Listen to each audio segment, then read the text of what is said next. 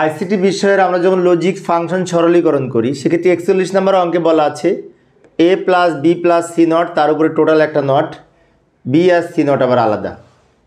তো এখন আমরা সরল করতে হবে কিভাবে, তাই না?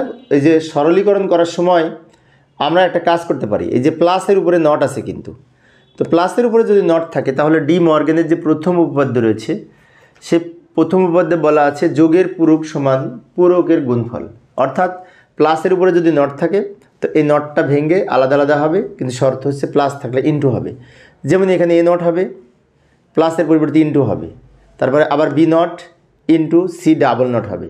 কেন সি ডাবল নট হলো? আগেই তো একটা নট ছিল আর এই নটের আংশিক, আর বি সি নটটা আমরা রেখে দিলাম।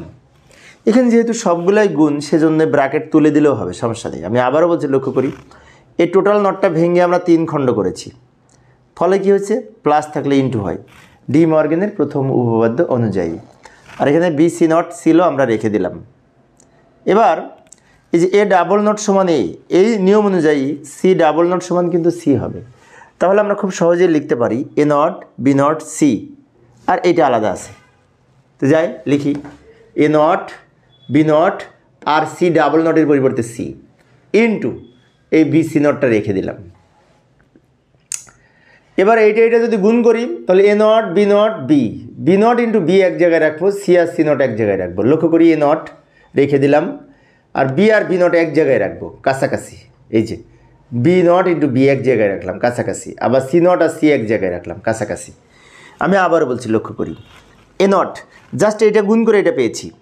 এখন গুণ করে লেখার সময় বি নট আর বি এক জায়গায় রেখেছি আর সি নট এক জায়গায় রেখেছি। কেন রাখলাম? আমরা জানি এ নট সমান এ ইন্টু এ নট সমান 0 হয়।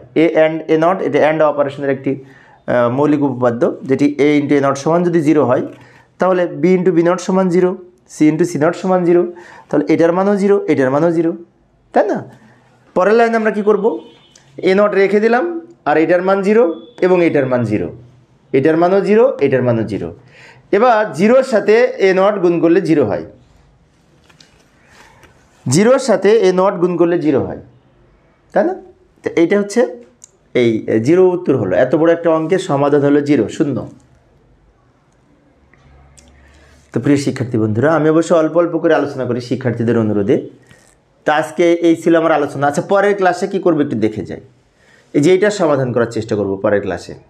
এইটা দেখে একই রকম মনে হচ্ছে কিন্তু একটু পার্থক্য রয়েছে, কারণ তখন সি নটটা এ নটটা ছিল সি এর উপরে, এখন বি এর উপরে আছে, তাই একটু পার্থক্য আছে। পার্থক্য থাকলে সমাধানটা কী হবে পরের ক্লাসে দেখার আমন্ত্রণ রইল। খোদা হাফেজ।